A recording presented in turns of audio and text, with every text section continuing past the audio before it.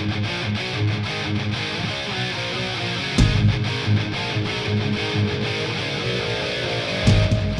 it's the happy hour with Tom and Rumble, episode 3. Big three. Yeah, damn. We made it this far. This week a little somber. It's gonna seem like we're attending funerals this time around. Yeah. So I'm sure everyone heard. We had a couple of deaths this week. Malcolm Jamal Warner from the Cosby Show. Hulk Hogan passed away today, and a big one earlier in the week. Somebody Rumble and I both love, Ozzy Osbourne. Sad to see him go. Yep, sad to see him go. You know, I don't even know what to say about that. He's been a big part of my life since I can remember. Big reason why I'm in the music today. I think you'd be hard pressed to find any hard, heavy band that can't trace its influences the Black Sabbath. Yeah, the Black Sabbath was very. I mean, you got to realize that back in the late '60s, you have other bands like the Beatles and everything, and then you hear this dark, generals gathering their mass, talking about Satan and the devil, and they're like, wow, like where's this coming from, So, right. And I was kind of looking at a list earlier today about some of the bands influenced by Black Sabbath, and it's funny because it's really like the who's who of hard rock and metal. Even guys who aren't into that, I seen Flavor Flav, posted condolences, and some other people, bands like Metallica and Pantera and Typo Negative and Korn, and the list goes on and on and on and on and on. It was sad to see him go. I still remember being a kid. MTV was still playing music videos at the time. Seeing the Crazy Train video with the polka dot guitar flying down the road. Yeah, or even a little bit later, then they had the Osbournes reality show, and it brought you into his life, and it's like he's always been around. He's always been something. And then just in later, news, and was 2020 he did music with Post Malone, and like he's ventured out. Oh, he's just not metal. He's more mainstream pop. He was an icon in pop culture. Period. And it's one of those things, and I think it was said during their induction ceremony where very few musicians are synonymous with the genre of music like Ozzy and Black Sabbath were. It was cool with Ozzy. I don't remember. I remember Black Sabbath, but I'm not old enough to have seen Black Sabbath with Ozzy. Ozzy, I believe, went solo in 80 or 81.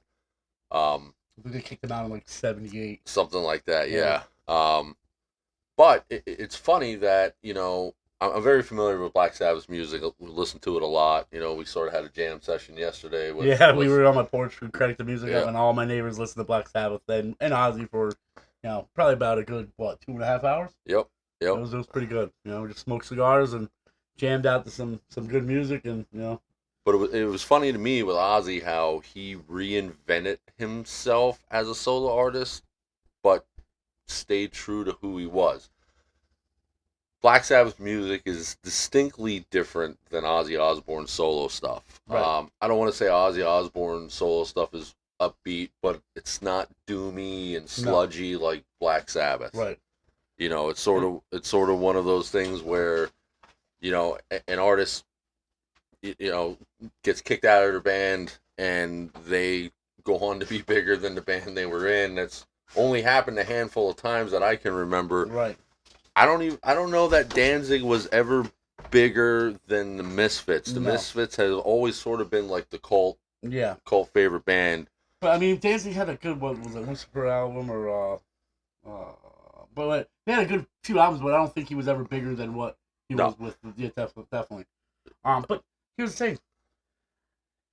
I think Ozzy. I mean, I hate to say it. I really hate to say it because I like Black Sabbath, but I think something about Ozzy's best work was done solo. Like he really found himself. Like he really, it was different, and he found himself. The thing with Ozzy as a solo artist is he became a band leader. If you go back from day one, the musicians he surrounded himself with in the studio and his touring bands, there wasn't a guitar player that has touched an Ozzy Osbourne solo record that wasn't a shredder. You had Randy Yeah. Rhoads, Yep. Jake Ely, Zach Wilde, who is Phenomenal. yeah one of my favorite guitar players. Definitely. You know, some of the guys he's had play drums. You know, the guy from Faith No More Yep. played drums for him. You know, bass players that he's had. You know, Metallica's bass player now played with Ozzy Well, who's on one of his albums. You know, so he jammed with hundreds and hundreds of musicians, just doing jam sessions at concerts. Just jamming with people. Soundcheck. I know Metallica was. You showed me that clip with Metallica when Yep. they got inducted into the Hall of Fame. Which was 2006. Which I why did it take so long for Black Sabbath to get into the Hall of Fame? I don't know. I think what it is and I'm glad you brought that up because this is something that when I watched that induction ceremony, it always sort of bothered me. But I've been taking notice. There's almost a stigma with the Rock and Roll Hall of Fame when it comes to not only heavy metal bands but also rap artists. Yeah, they don't want to. They You don't want know, to recognize. Yeah, and that's bullshit. You know what? That's bullshit. right? And you know, Music's music. I don't care how popular you are. Influential, being an influence of other bands sometimes isn't, a popular. You don't win a popularity contest always by being influential. It's doing something maybe ahead of your time that you really weren't known for, or didn't go over well at the time. Right, Like going kind of against the grain. right, You're doing something kind of against the grain. Against the norm. right. Could you imagine if bands like Korn or Slipknot would have came out in the '70s? Oh my God, no. No.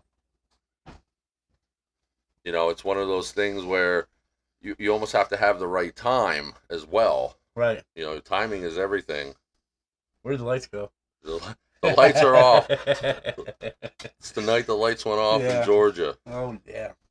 But yeah, it was So honestly I didn't know Metallica was that close to Ozzy. Like I didn't know they had that relationship. And then when I listened to that and I was like, wow, okay.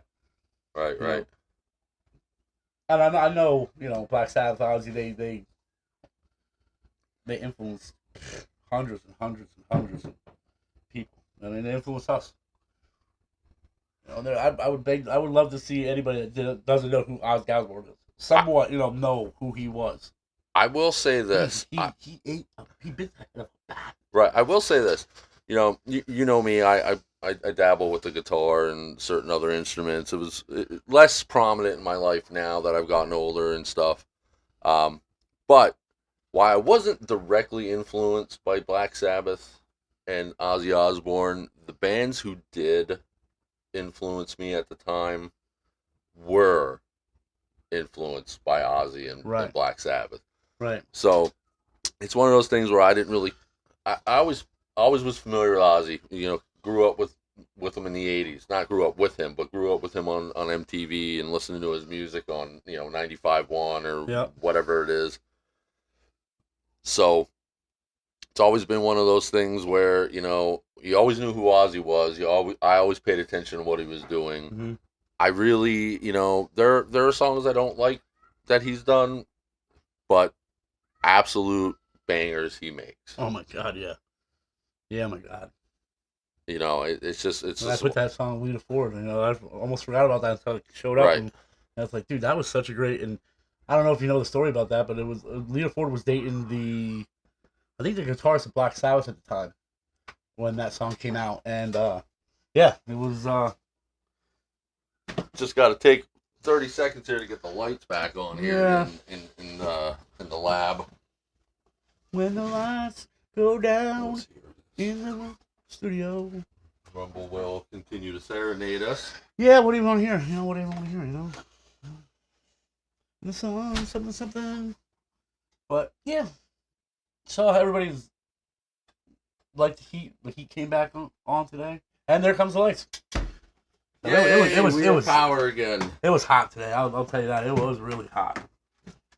Luckily, I worked night shift and I didn't work last night, and I got to relax in AC. But my buddy here, Tom, he was out there crying all day. I wasn't crying, it's hot. pouring concrete and doing some Here. other things today. Yeah.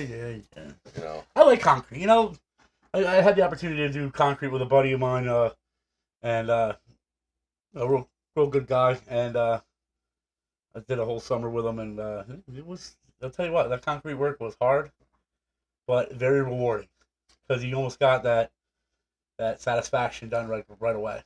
But Right, right. off topic, off topic. No, no, no. You know, I like it. It's just Hard work. this is this is not the like yesterday. Didn't have a hard time with it. I enjoyed doing it yesterday. Today, it's like working against a wet blanket as well. Oh yeah. You know, like you're walking through, and tomorrow's only gonna get worse. So, Yeah. I'll be working tomorrow night. but moving on. How about Hulk Hogan? Yeah, that's a toughie, man. Like Hulk Hogan, dude, he was. I mean, I don't know about all you, but I love my wrestling when I was a little kid, man. Me too. Me too. I would be there with all my, all my action figures, my little ring, and Hulk Hogan, he was the man. I was a Hulkster, dude. I was a Real Hulkster. American hero. Yes, sir. I can remember, and I don't know if you remember this. They would have Saturday night main event on a channel. It was like a pay channel like HBO and Cinemax. It was called Prism. Mm-hmm. You remember that? A little bit. Around this area here on Blue Ridge Cable was Channel 17, Mm-hmm. which I think became Showtime then. Right. But every Saturday night, I would pest my grandfather to be able to watch it on his TV because this was back in the time where if you had pay channels, you had to have the box for the pay channels, and it was only on that TV. Yep. So I'd pest him, and he'd be in there watching his westerns. You know, John Wayne. Mm-hmm. He's a John Wayne guy. Pesting him, to be able to watch Saturday night main event. And then, this was a time where there was a Saturday morning cartoon show. I don't know if you remember that. Yep, I remember that. Yeah, whatever it was called, it was animated. There was also something on Sunday. I used to get the magazines. Right. There's something on a Sunday, like 11 or 12. I think that was like the World of Sports. No, it was on. I was on that same channel. I want to say, yeah, I don't know. It wasn't on that channel. It was on USA, or maybe not USA, maybe ESPN or something. But it was Saturday, like between 11 and 1 or whatever time it was on. Okay. And that was the only time it was on. Right. And then they got to Raw. But I think Hulk Hogan was already sort of waning, and at some point he left to go to WCW. Yeah, that was when he was NWO. Yep. New World Order. But it's funny because I can remember being a kid watching the wrestling and hating whoever wrestled Hulk Hogan. Oh yeah, definitely. Didn't matter who it was. Didn't matter if it was the Iron Sheik. Yep. Didn't matter if it was Andre the Giant or Jimmy Snuka or whoever he was feuding with that week. Good storylines back then. I'm not much of a wrestling fan today. No, it's got a little bit way too out of. I just it's got out there too much. Like like the storyline, the bloodline, and all this. Right. Sitting on the chair. I don't get all that, but I do like Dusty Rhodes' kid though. Right. Yes. Yes. Yep. Dustin Rhodes. Dusty Rhodes. He's another good one. Like American hero. What's the kid's name? The Rhodes that's wrestling now. Oh, I don't even know. I can't remember. Oh. I'm not going to so I can't ask anybody. I remember, I think I sort of lost interest in wrestling for the most part, at least WWE, remember when Mae Young gave birth to the Hand when she was pregnant by Mark Henry. That sort of was, Cody Rhodes. Yep. Cody and Dustin Rhodes. Yep. But Cody was Gold Dust. That sort of is what did it for me for the WWF, or WWE as it's called now. Yeah, I was a John Cena. I like the John Cena. You can't see me. Yeah. And some of the best wrestling I would say would be The Rock and Stone Cold Steve Austin. I mean, Stone Cold Steve Austin. That was some killer stuff. I like Stone Cold Steve Austin. Again, when he was getting popular, I was sort of almost already out of wrestling, and that's like my right time, like 2000s. That's kind of like when I was. I just the storylines got out there, really weird. I want to say that some of those things between him and McMahon, dude, they were so real. Right. He poured in concrete into McMahon's Corvette. Concrete train. Dude, he just didn't give a hell. Like he wanted to drink beer and kick some ass, and he wasn't gonna run out of beer, and he was kicking all ass. Right. And some of the Rock, that Rock, I mean, he's popular from around here because he's a Bethlehem guy. Yep, yep. He lived there for a while. I think he played football for I think one of the so. high schools there. Yep. You know, um, it was just I can remember like the heyday, like when was What about Thunderlips? Remember Thunderlips? no, That was Thunderlips. That was Hulk Hogan's on Rocky. Remember he did, was it Rocky 2 or 3 where Rocky did like a it was an expo for charity, and he was wrestling and it was boxing. It was boxing. Thunderlips was Hulk Hogan. I'm gonna say this right now. I'm not a huge Rocky fan. Whoa, whoa! Can we go? Can we hear that? What? The first one I liked. Um, I don't want to say there didn't need to be another Rocky movie. It just didn't Okay. capture me the way the first one Are did. you a Sylvester Stallone fan or not really? Not really. Wow. No. Wow. Yeah. I mean, it's I think surprising. he's very. You didn't watch the new Tulsa King that he's doing No, now? it's surprising even to me that I'm not a Sylvester. Did you give it a shot? The Tulsa King. I haven't watched it, so I don't. I would give it a shot because I Yeah. mean he plays a gangster and he gets shipped to Oklahoma. He did about a little bit of time in prison. I've seen the previews, Yeah. and it's sort of one of those things that I always thought, maybe I'll check it out, but then we decide to watch something else. Yeah.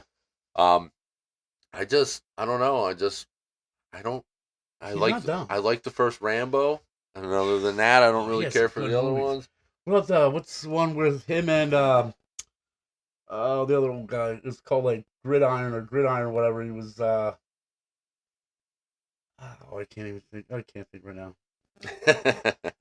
It obviously wasn't that important. No, Robert De Niro. Robert De Niro and Rocky. They were both boxers, and then they're old, and it was called the I don't know, rubber match or whatever. But they wanted to fight one more time, because I guess they were both tied, and they actually fought, and it was pretty good. But it took place in Pennsylvania. No, I didn't. I didn't. Rocky made some good movies. I mean, he was good. Yes, I will say this: he's not. He comes off as not being the brightest bulb, Sylvester Stallone. He's very, I don't see. slow, but I don't get that impression. It's not that I don't like the man, that I don't like his movies.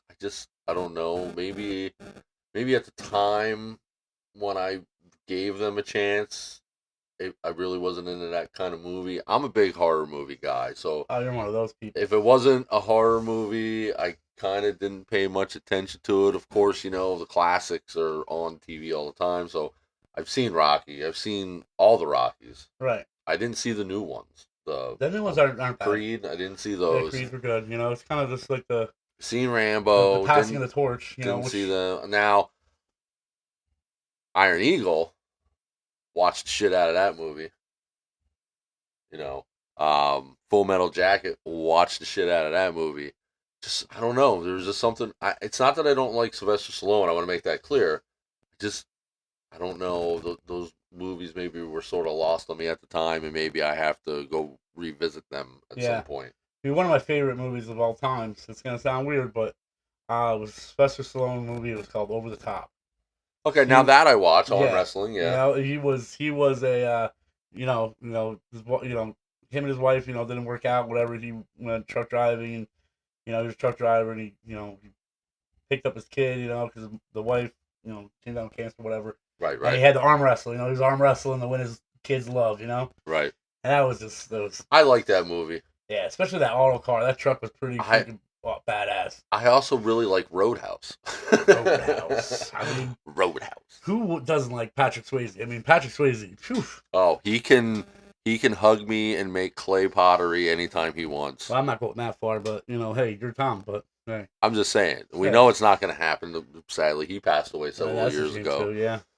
But he'll roundhouse kick you right in the mouth. Right. It's fun. And who's ironically who's still here? Patrick Swayze's friend that came to help him, one that died in the first one. What's his name? He does narrating to Big Lebowski. I don't remember. Oh, I can't think of it. I'm very familiar with the Big Lebowski, but I don't know. Earl something. He's long hair, dark hair. I wish we were live right now because people would. I know. It's on the tip of my tongue, but let's go past that. He does the narration for the Big Lebowski. Yes. Okay, well The he's dude. the one that narrates it. Yeah, the dude. Yeah, Dude. I don't remember. The one that sits at the bar and says the sarsaparilla. I'll tell you right now. I'm gonna look it up while you But tell yeah, us more so about yeah, ironically, I think he's still living. He's still living. He looks the same as he did now as it 30 Sam years ago. Elliott. Sam Elliott. That's it, dude. That guy. Look at his picture now, and look at him when he was playing in Roadhouse or any of these Big Lebowski. He looks exactly the same. I don't know what he's doing, what he's drinking, but he's doing it right. You know what's funny about Sam Elliott? I actually really like Sam Elliott. I don't think anybody can say anything bad about Sam Elliott. And that's part of why I like him, because he literally is the epitome of the tough guy, the American guy. Yeah, he's the dude. He's the dude, but you don't hear him associated with any kind of bullshit. Nope. You know, and I that's... don't really hear anything about him, period. No. He sticks to himself and he does whatever, he stays out of that limelight or whatever. Good for him. I'm a guy, and I might catch a little heat from this, but you know what? Fuck you all. Sam Elliott, I like his voice. Yeah, he does have a good voice. He it's very distinct. It's powerful without being loud. Right. He's the type of person when he opens his mouth, everybody listens. Yeah. Yep. Just one of. And I'm just one of those. I just open my mouth all the time. I don't care if you listen or not. You're gonna hear me. Yep. No. Yep. And if you're not listening, he's gonna shoot bottle rockets at your house. Oh yeah, we almost. So we had a little episode before I went to work, and no alcohol was involved in this one, but surprisingly, it wasn't. Yeah, so we were out bullshitting before I went to work, and time's up, and my roommate, we decided, we're gonna shoot bottle rockets at the one dude across the street. He's sitting on his porch, and we're shooting bottle rockets, a bunch of them, and then, I stopped, and then my roommate still shooting bottle rockets, and all of a sudden, we look over, and we see smoke, and then we see fire, and we're like, oh shoot. Yeah, we almost lit a house on fire. That one would have been good, but we probably wouldn't be here right now. I wouldn't be here. I'd probably be here. I didn't light a single bottle rocket, so I would have been here. I probably would have been here because I didn't light one. It wasn't mine. And I was gonna stick to that. So just so we're gonna put this on public record, your roommate does owe restitution. Oh yeah, I know. I'm gonna be collecting that restitution because there's a hose that's involved and a kid toy. Yeah. Hot Wheels, whatever thing it is, we gotta look that up then. Yep. And yeah, he's gonna replace that hose. But yeah, it was. You burned your hand. How was your hand though? My hand's fine. Is it okay? Yeah, you put some lotion on it. No. I would think you'd be lotioning it up. I got man hands. Oh man, yeah, right. Yeah. I gotta burn. Oh. I wasn't crying about it. No, you didn't cry whatsoever. Yeah. But it'd be funny if you were. I'm gonna say you. Let's just say he was. You're gonna tell people I was. I'll tell my version. That's all right. So yeah, and that was interesting. The neighbors still put up with me. And I've been living here how many years now, and there was stigmatism that I was the bad guy. Whatever. And the cops have not got called on me once. Well, in all fairness, you did move into the trap house. Well, yeah, it was Trap House Live when I moved in there, and I'm like, whoa. Well, and I think certain people could have did a little bit better job with redirecting the rumors there. Oh, no, I liked it. Oh, no, I should keep that. Well, I know you like the rumors, but the thing of it is like, I got you. I got Right. you when you're throwing down. Yeah, you're picking it up. Yeah. I guess that's a big. He's a dick. But we won't go down that. We'll say that for another episode. But yeah, that was that mysterious guy that moved in that don't talk too much to anybody and rode a motorcycle and get my head down. I can't remember one instance since you lived here, and this is even before you had the house you now, when you were staying with somebody else. Right. I don't recall there ever being an instance where you caused any kind of problem. No, I tried not to. Will you tell them people we have a podcast? Yeah, I have a podcast right now, guys. Like, I don't know what you think you're doing, but you can't get a hold of me right now. Or should I answer it and keep it on the? Yeah, well, they can call in. We can do a phone a friend. So Yeah, whatever they're gonna say is gonna be on speakerphone. So it better be good. And I know we're yeah. not live right now, but No, we'll say. Well, whatever. Keep on going. You know what? It's just Tyler. But hey, Tyler, I'm on a podcast, so we're not live. I'm gonna turn this thing off. It's a little weird not doing live, but we still need more people to follow us. And I hope people are actually going to go to Spotify or Apple or Amazon or iHeart and listen to it this time around. We may have to actually find a way that we can share this directly to our page. And we're trying to get some things sorted out here. We want to do the live, but right now the live from our page is not very. We can't do it.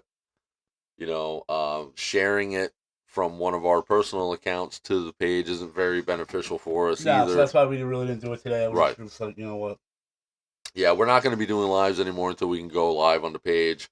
We're a couple weeks out from doing Facebook. YouTube. Okay. We're gonna be doing. I don't know if we're gonna do Facebook Live or I'm sorry, YouTube Live. I think we're gonna try that. Maybe not next episode, but the one after. So you'll be able to catch us on YouTube Live from here on out.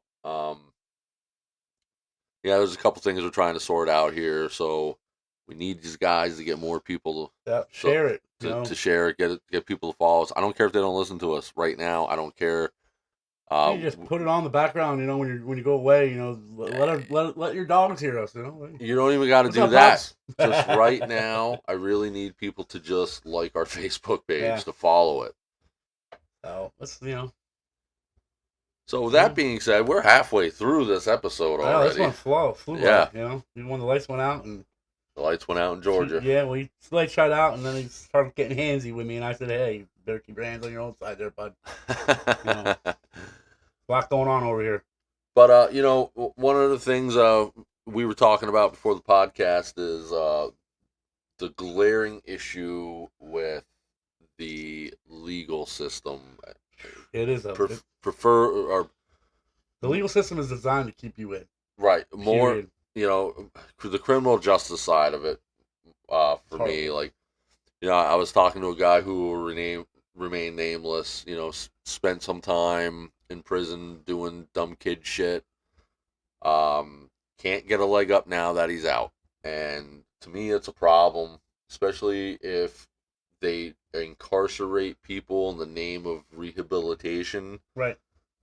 Then once you do your time, you're thrown out in the streets. You're thrown out in the streets with a record, hard to get a job. What are you going to do? You're going to get back into the shit that got you in trouble. And go back to hustle. That's the thing. You know how. Right. It's either eat or hustle. As he told me in our conversation, jail just makes you a better criminal. Pretty much. Yeah. And I used to look at things differently when I was, a little younger and more naive. And it's like, oh, well, if you want to act stupid to begin with. And what is the favorite thing? If you play a stupid game, you get stupid prizes. Right. But there's a gray area to a lot of things.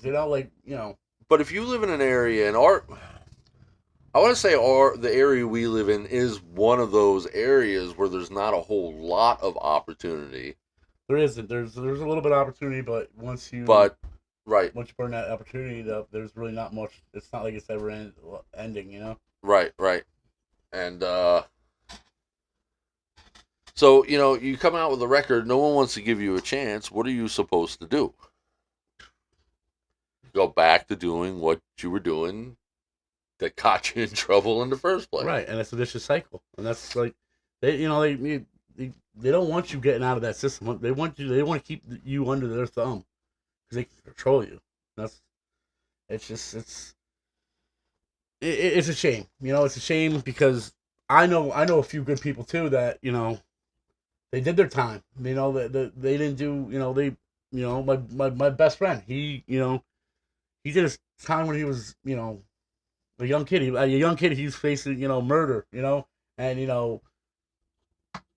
he finally gets out out of juvenile or whatever, and and got drug charge here, there, that, third in New York, and then, he's been good. He got a CDL. He's driving.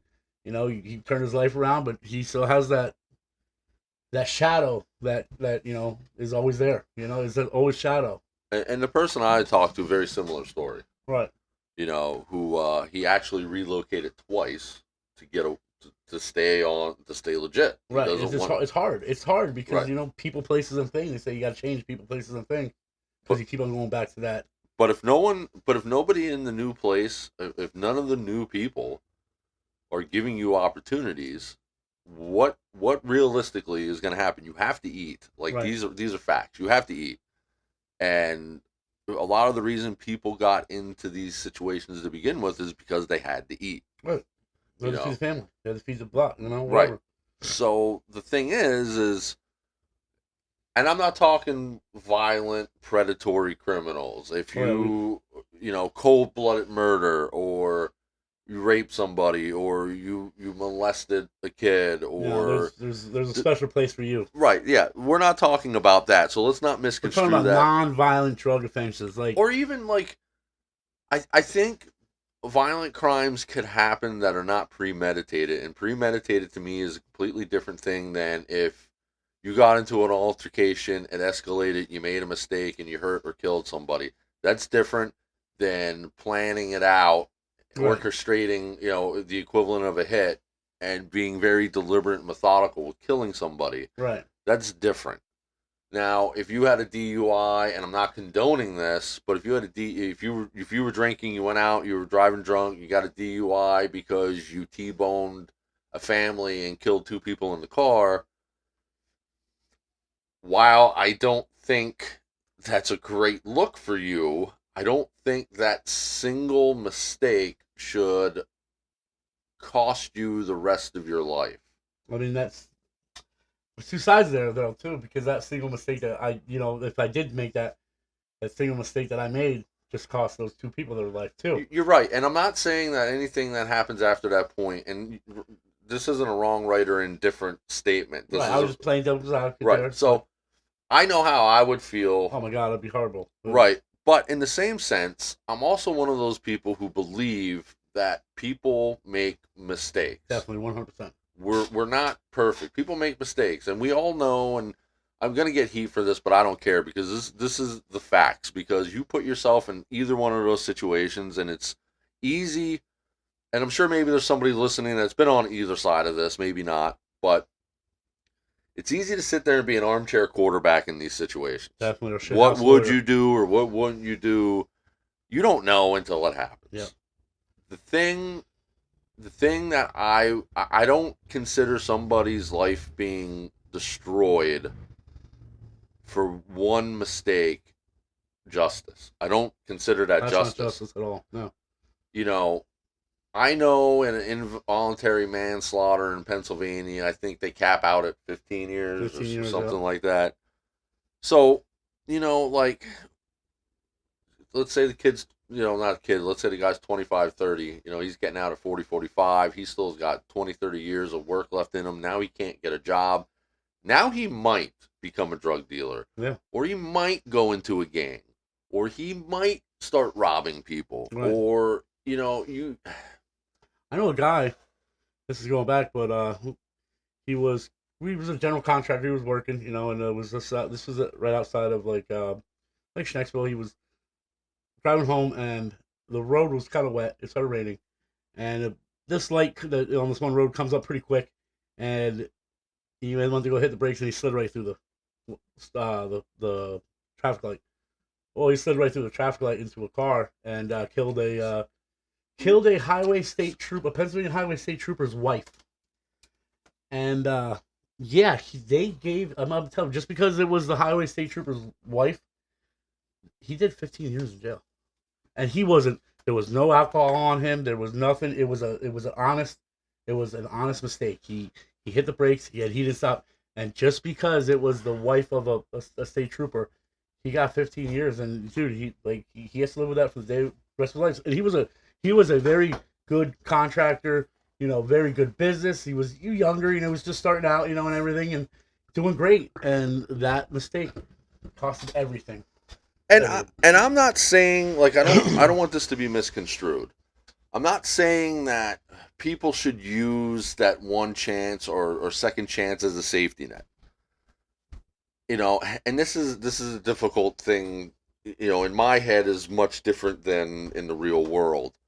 But again, I try to put myself in both situations. I try to play devil's advocate. Mm-hmm.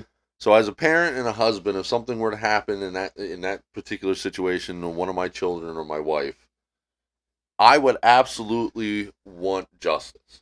Right. Now, I'm pretty level-headed. I wouldn't probably go there and try to kill the guy or I want him to do his time, whatever the law dictates it is. I want him to come out having learned the lesson. Again, this is perfect world. I want him to come out having learned the lesson. I want to see remorse and regret, and I want him to or her to come out of prison and make something of themselves. Because to me, that change in that person is what justice looks like Should be. in that situation, and it's also going to, at least to me, bring honor to the people that were taken away at that time. Right. You know, You just want to. You don't want to fall back into that statistic. You know what I mean? Like you want somebody to get out and better themselves and do good for themselves and just not be another. Well, he was in jail, and that's if you look at the rate of reoffend or people that reoffend, it's very very high in the United States. It is. So they're saying you go to jail. Was like 73% of the time you're going to come back to jail because it's hard to get out of the system. it is, and again, to me, it comes to Sounds fair. second chances, and I know this all sounds great, and it sounds like something a shitty politician would try to push, and I understand how it sounds, but the reality for me at least is that you can't expect to rehabilitate a criminal and not facilitate his second chance. Right. To me, you might as well just say, I'm going to put you in life, or I'm going to put you in prison for life, because it's really what you're doing. Yeah, it's going to be a revolving door. It's Right. in and out, in and out, in and out. You know, and I don't know, I don't have all the answers to this. I just know when something's not right when I see it. Right. And it's sad seeing, your friend that, you met and seeing him struggle going through it and there's Right. nothing you really can do. It's like when somebody says, yeah, I got a felony, it's like, ooh, that's a bad word. That's a bad F word. And it's like, well, nobody knows the whole situation, but they don't when you're doing a an application. Have you ever had a prior to this felony this in 7 years? They don't expect. They don't say okay, well, why or like what was the circumstances or anything like that. Like you don't know what the person was through. Yes, okay, this is what he got, but And, and maybe we would have done the same thing if we were in that right. environment. People are I don't think there's a lot of there is bad people in the world, but a lot of it is they're bad because of their environment that they are in. I believe somewhat in people being a product of their environment. Right. I do believe that if from birth you're exposed to certain things in a certain way of life, you are going to find that status quo or the norm, and you're going to look up to the people who are, powerful in whatever is going on. And I'm not alluding to anything because everybody knows what I'm talking about, and it's a little different for everybody on every street corner in any city, USA. But I also believe that at a certain point in your life, when you grow up and you mature, you also begin to understand that what you're doing is wrong, and now it Right. becomes a choice. Yeah. And again, people have to eat, and I keep that in mind. And it's not as simple as saying, "Oh, for example, I shouldn't sell drugs because it's illegal and people get hurt from it." At the end of the day, I'm not saying I respect them. I understand it.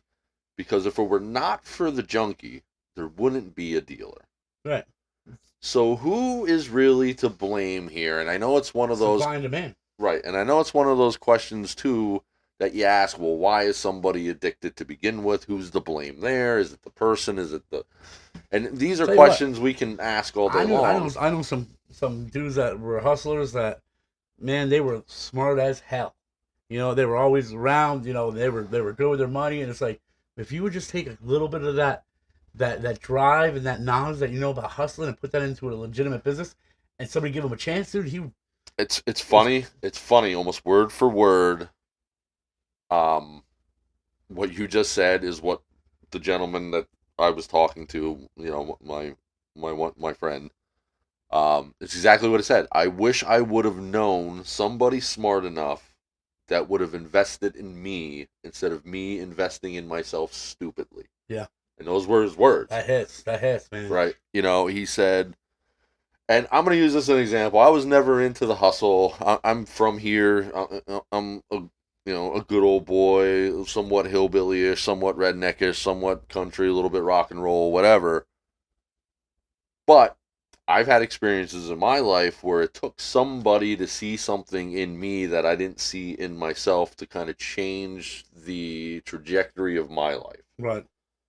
You know, like that. It's funny when that happens. It's like because I had that happen to me a few times, especially by this one person. It's like he was, everybody knows that, if they don't know, I was in a motorcycle club and everything, and this one dude, he was supposed to be my friend. You know, we were friends with my brother, and he was always hard on me, always hard, and it's like, dude, get off of it, dude. Like, why are you? It's because he Because he cared. saw something in me, Yep. and he's like, dude, you're different than everybody else, like.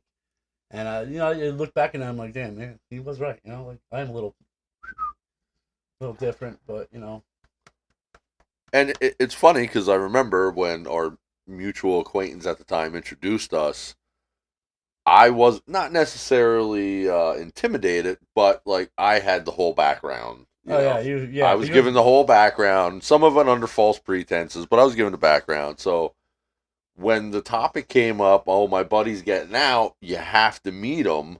I was like, really? Do I? yeah. No, no, he's a good guy. He's a good guy. He's a good guy, and it's the one thing that wasn't fabricated in this whole situation was that you are a good guy. I just got caught up doing some dumb things, and We've all done I got it, caught. different It's just, degrees, but we've all done it. so you know, I I'm out of that. I'm out of that lifestyle now. I'm living a good life. It's just and But this is why this topic came up is how easily somebody not giving somebody a second chance could have changed the dynamics of this. oh yeah, definitely. I mean, Our friendship. shit, I might have never met this mother.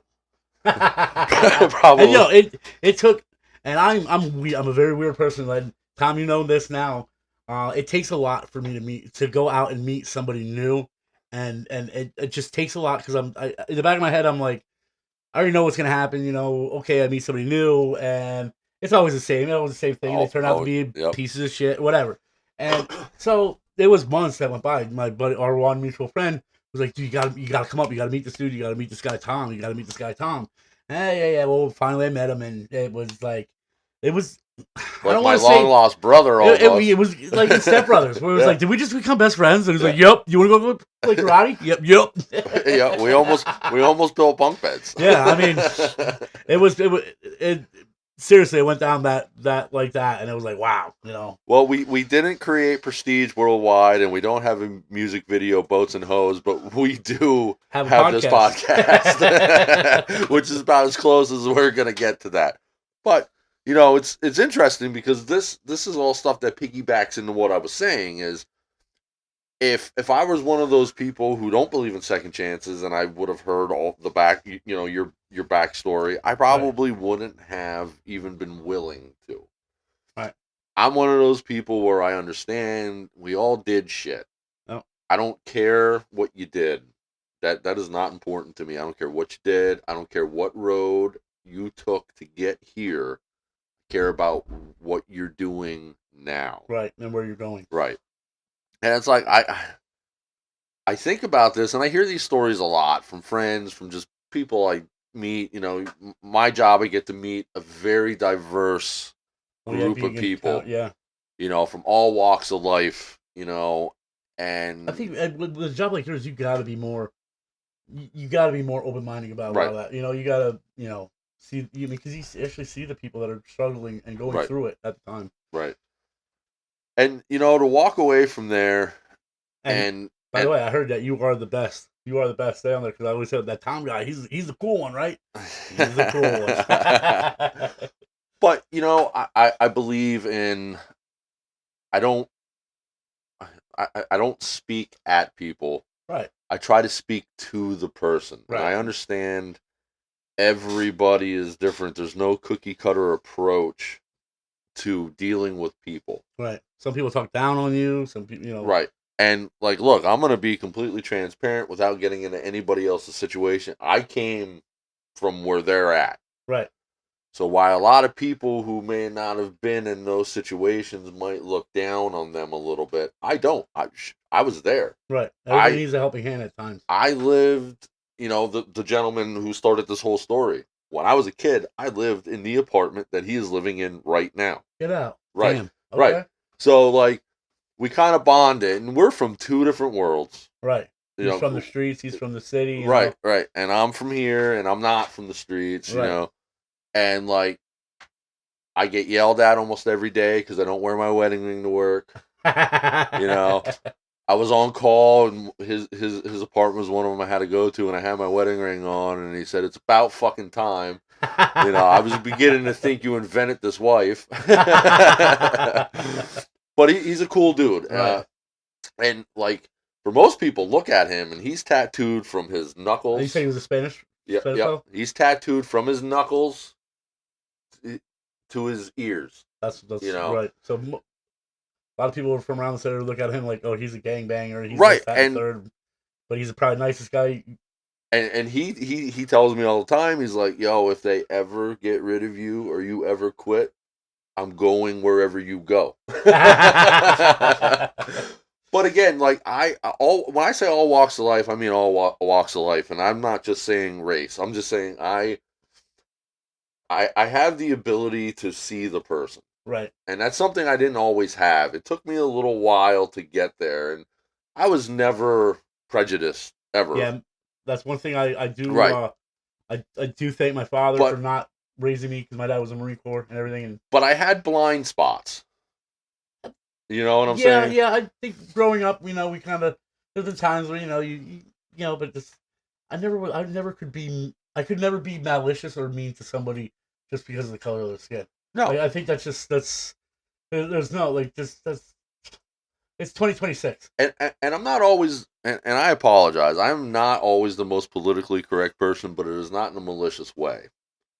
I don't sometimes know how to say certain things to people, and I don't use derogatory terms. Right. I'm just saying sometimes maybe what I say can be misconstrued to be something that it's not. It's just who I am.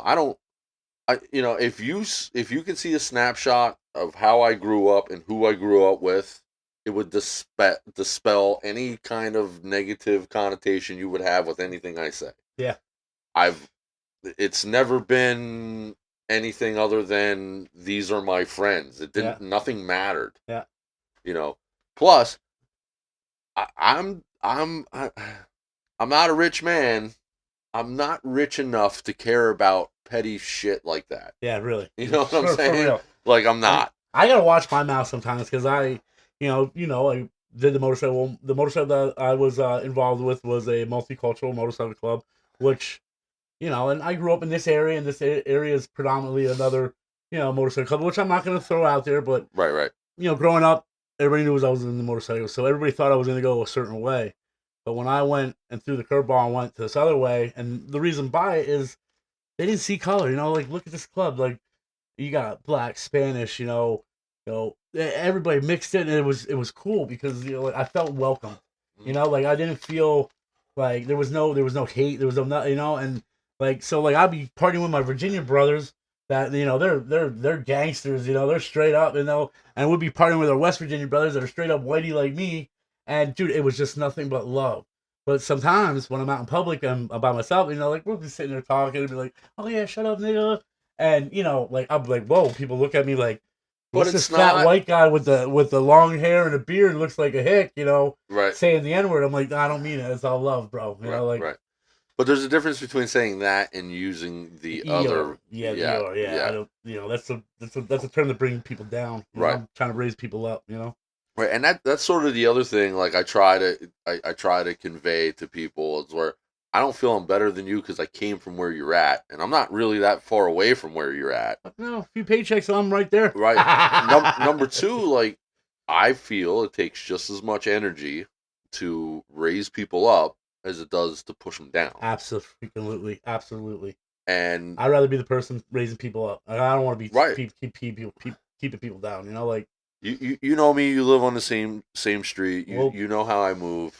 you know how I move, and you yell Right. at me. There's times where this guy's been yelling at me like, "Rumble, you're too nice. You let people take advantage." Well, you know, like I can't, you know, and I try to, you know, I'm the type of guy. You know me, Tom. I'm the type of guy. I will give my shirt off my back. And if I have $20, you can have 15 because I know I can last on 5. You know, I know Right. I'm hard like that. You know, and there's got to be a time.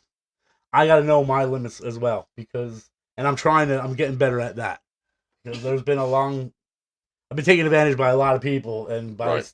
dumbness when I should have saw the water writing on the wall and everybody else did, but I didn't because I'm the type of guy like if I meet somebody and you good with like I'm good with you, okay, like I don't give a fuck about your past. I don't care about it. But you might have a label, well, don't hang out with so and so because he does this, that, third. Well, I don't care what he did. I don't care what he's doing. But 9 chances out of 10, it bites me anyway. But you know, hey, I'm still gonna give that person a benefit of the doubt in the beginning because hey, you never done me no wrong. So until he does me something wrong, which you know they do sometimes, you know, you didn't do me no wrong. You know, But yeah, my I want you to do me wrong, do me so wrong. But I want you to understand, and we've had this talk, and I know you understand. But like when I say things, it is not out of anything other than concern for you. Oh yeah, I know, The one and thing I hate is watching people that I know and love get taken advantage of. it's like you and Al are in my corner. It's like you and Al, you know, Medra. And he's the same way. He's like, dude, bro. He's like, I don't like you seeing you Right. getting taken advantage of. Well, and for me, like I'm not like some other people who know you beyond this street. Right, Like the reality of our friendship is this street, right. you know. But like I feel I know you. I see you on the daily. We talk every day. I feel like I know you well enough to have those concerns. Oh yeah, definitely, You know, definitely, 100%. I don't want you to. I never want you to change who you are. I do want you to be more guided because not everybody is as good as you. Yeah, I know that, and you know, I try. You know, even like the time when you're selling out a scooter stolen. You know, I Yep. next morning I wrote a note and put a scooter out on your thing and said, hey, shitty that Yep. your scooter got stolen, but here's another one. I hate, and that's a big thing with me, kids. Right. I do not like hurting like seeing any kids getting hurt or you know that kind of shit that don't fly with me. I don't that's a big no. Like Listen, wood chippers. there Love me a are wood chipper. only three things at my age, 10 years ago, 15 years ago, 20 years ago. It didn't. Nothing mattered to me.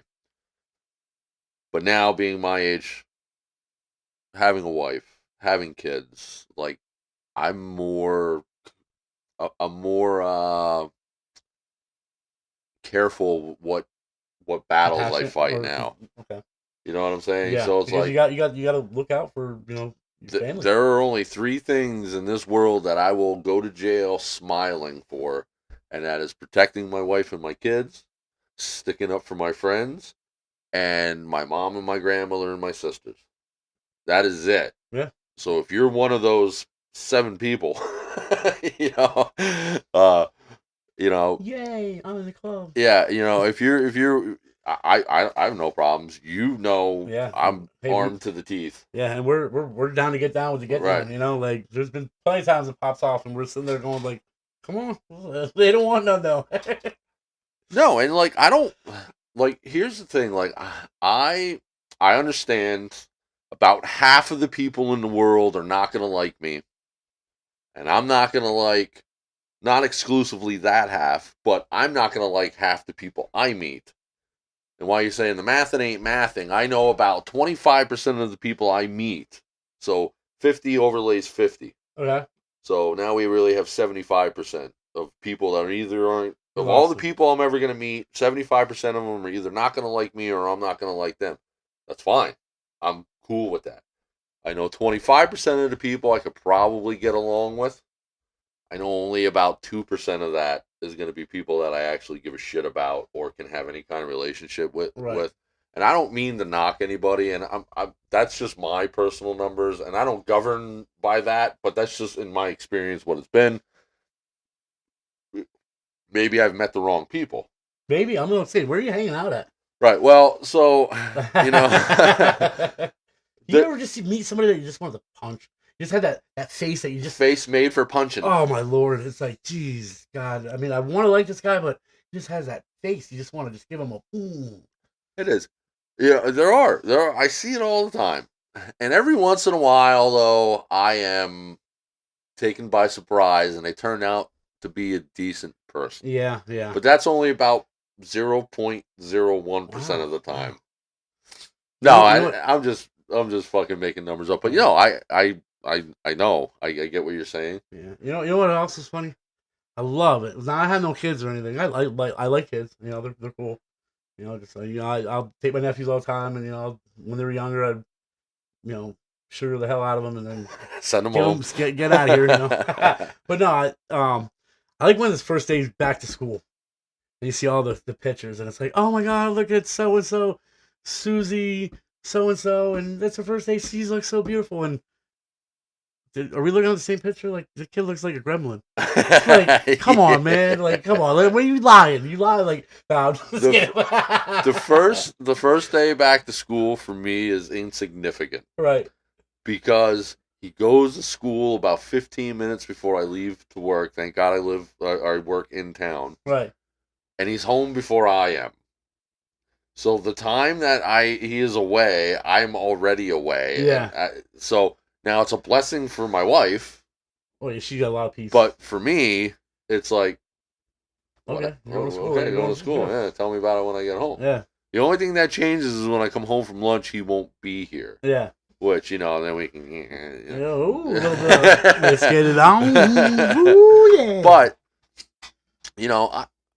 I still, at this age and being a parent, get a little disappointed at the end of summer because the kids have to go back to school. Yeah, I mean, you're with it all summer, and it's kind of cool, Right. And, well, not only that, I remember being that little kid and how fast summer goes relative to any other span of time. It sucks. Right. Just knowing that you have, like, next week, damn, we go back to school, then the whole school shopping and getting all the supplies and cha-ching, cha-ching, cha-ching. Better get that wallet. I better be working out overtime there, bud. Kids are going back. I've been putting in a lot of overtime. Oh, and it's hard. It shouldn't be this. It shouldn't be this expensive, and it's it stinks that it is. Just to put a kid through school. They need. When does the time? You remember when they used to give us papers and pens? Yeah, now you gotta buy all that stuff. They don't give nothing to kids anymore. They don't give them nothing. They send us a list, which we might have already gotten it, but notebooks, crayons, whiteboards, and whiteboard markers and erasers. We never had whiteboard stuff when we were.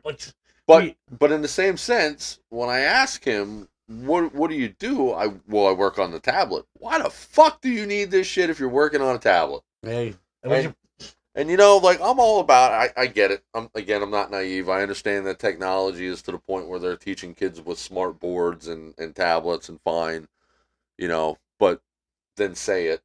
Right. We don't need to buy you crayons. No. If you got money to buy tablets, you don't need me to pay for crayons. Yeah. Now, because I'm a parent and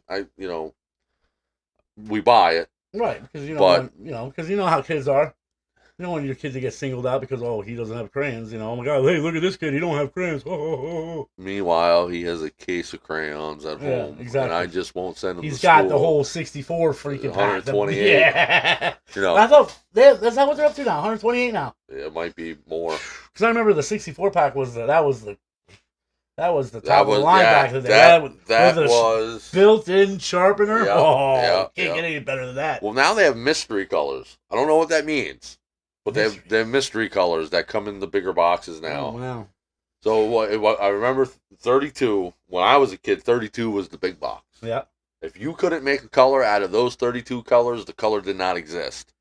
now. Then 64 was Yeah, that was probably my. when I was like in middle school. Yep, that was mine. And then like I don't I don't touch crayons much. I do a lot of artwork, but I'm primarily do painting. Right. But 128 fucking crayons. The box is like the size of an El Camino bed. You know, You have the trailer in a wagon. You know, it's got fucking mystery colors in it. I think some of them are flavored. Like I don't know. A mystery color. I mean, like, what is the mystery color? So it's in a white wrapper, like the white crayon. Okay. Or I think actually the white and the black crayon has the it same might be wrapper. a red crayon, but they're gonna call it mystery. I don't know like, because you can see the color of it. I guess maybe it just doesn't have a name. Oh, okay. So, but I don't understand. It's gonna be like turquoise blue. It's Yeah. gonna be like, I don't know. The turquoise green. Cool. Yeah, whatever. It just sounds like money. That's exactly what it really sounds like. grounds my gears. You know, we just go to Easton and talk to those Crayola people. Right. Easton. Well, that's why like another day trip we could take. Yeah, and that's why like with certain things like eat trans. I don't know what some of these things mean attached to products anymore. Like, for example, like you know the I'm making the product up. You know the Gravitron 900ZXW4 FM. What does that mean? Oh, that's the thing that's gonna get up in the morning, cook my breakfast, serve me my coffee, and get me out the door faster. That's is that the machine? I guess yes. Yeah, right. No, if it's not cooking me breakfast and whatever, I don't. You know, whatever.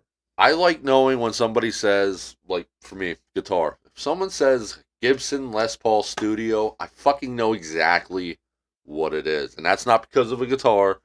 I'm a guitar guy. That's because it's a fucking Gibson Les Paul Studio. They were made the same way they were. Just like a Chevy Silverado Z71. Damn. Right. Staple. Right. Your guys don't like change. It's not that I don't like change. Make me understand the change. Well, you got to learn the tech stuff on that. Well, that it uses 2,200 gigawatts of power. Listen, if it's a fucking shoe, tell me it's a shoe. Oh, okay. All right. Don't call it a foot trailer. Foot trailer. Yeah, like don't foot basket. Foot basket. Yeah. Like let's just call things what they are. I think we get so wrapped up in trying to invent the better mousetrap that we don't really make a better product. We just give it a fucking weirder name and jack the price up a little bit more. Jack the price up for every letter they add to the name. It goes up in price. Like these Cybertrucks, come on. Like, is there a really practical thing for the Cybertruck? Can you just tell me one practical thing for buying a Cybertruck? That you need a truck. You're in the market to look for a truck because you need a truck because you want to do a certain thing. You want to tow a camper. No, there's not. So I've always looked at the Cybertruck, and not just because of the color. It's like a soapbox derby car that the kid didn't want to really finish, so they kind of just did a little knock plane off of it, and then just here it is. It's like a Pinewood derby car. Yeah, exactly. Right, but I've always looked at, and I shouldn't say always because it's relatively new. I always looked at the Cybertruck in the same way outside of Back to the Future and that shit as I looked at the DeLorean, the most unpractical, but they're the most unpractical vehicles on the planet. How would you say that about the DeLorean? Why were they unpractical? Well, the gull-wing door? The DeLorean can never get to the speed needed in Back to the Future. Well, no, because they had some problems, and they were right. So they had some reliability. When DeLorean left Chrysler, was it Chrysler where DeLorean was? Yes, yes, I think it was. So he left Chrysler, and was it Chevy? I don't know. I want to say DeLorean was with Chrysler. He might have been with Chevy earlier, but I want to say that he was a famous. I mean, he was a designer. Yes, but I feel like that car was flawed from the beginning. It was heavy. It was made of stainless steel. It was a V6. And it didn't sell. Yeah. I mean, it was kind of cool back in the thing. And it was expensive to make. It was that. And well, he almost didn't make that. I mean, he had to do his little shady. He did a little bit of cowboy. Cocaine Cowboys, doing some, to fund that, and But where was DeLorean? Where did he start? Oh, how to spell that? How do we spell DeLorean? DeLorean. He was an American engineer. For who? Oh, he was General Motors. I was right. Yes. Yes, but I thought he was with Chrysler as well. No, he worked for General Motors. Okay, so I was wrong. For some reason, I thought Chrysler. No, you're thinking of Iacocca. Iacocca is that he was the inventor. He was one that actually brought Chrysler back up out of the negative with the K car. Yeah. The K car was a pretty neat car. Funny story about the K car. So, when my sister got a driver's license, my dad found a 1970, like I think it was a 75 Mustang 2 King Cobra. Okay, the car was nice. We put all brakes on. I did a lot of work to it. It had 19,000 original miles. 2 days before to get her driver's license, she had a flip out. Said, "I don't want to drive this anymore," because it was stick shift, Right. and no power steering. You know what he did? He sold that Mustang, bought her a 1981 K car that was puke green interior, puke green exterior, and he goes, "Okay, you want an automatic car? Here you go." That was her first car, which you look back at it, was a pretty badass 4-door K car, but right, but it was a shitty investment. Yeah, well, my dad he did things to just be like, you know what, you want to bitch and complain? Well, now it couldn't get worse. Well, it just did get worse. Right.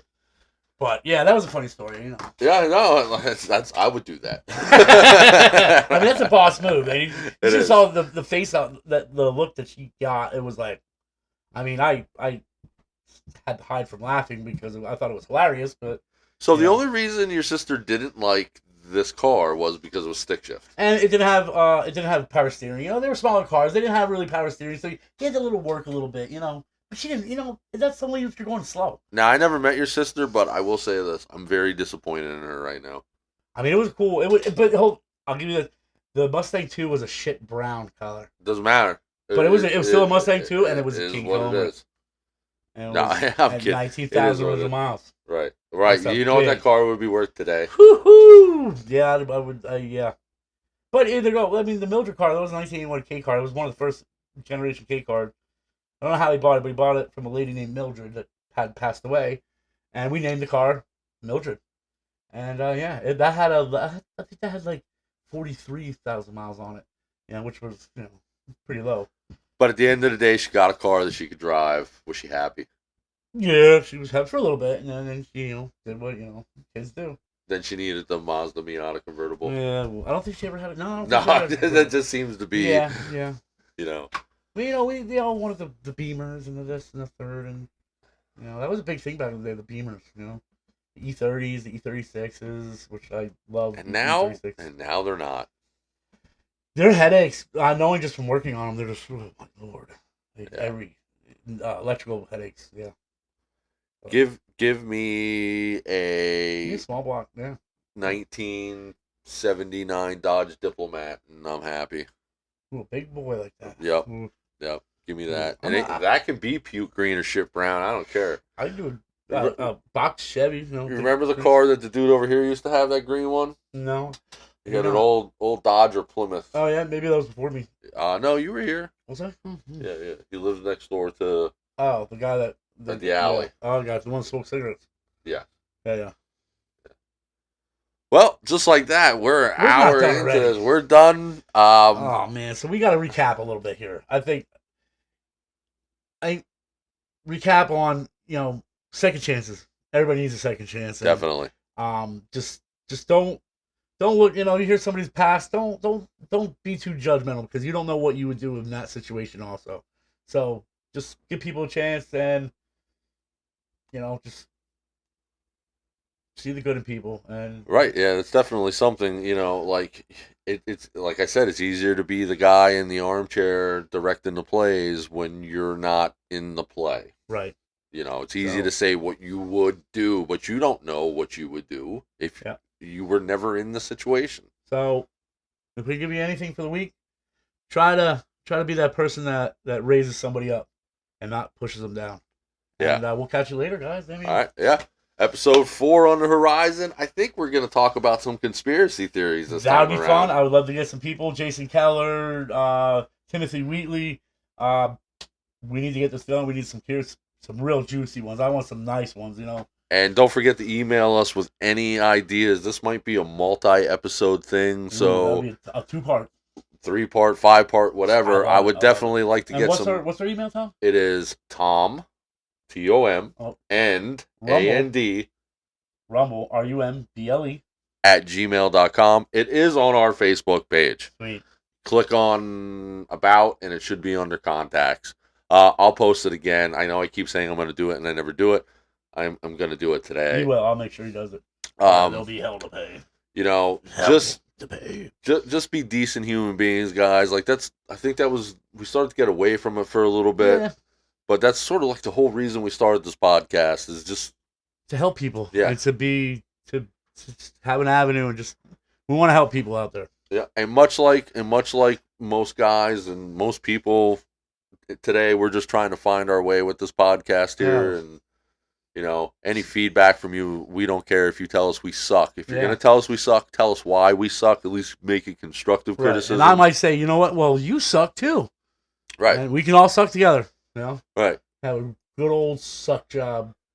But definitely that doesn't sound good at all. reach out to us. You know, if there's some conspiracy theories, want to give us some, or give us. If there's, let me try this again and get my foot out of my mouth. If there's any conspiracy theories you would like us to discuss or check out, Elvis isn't dead. right? Also, I think one of the ones. One of the ones is we're gonna have to look into is Jimmy Hoffa.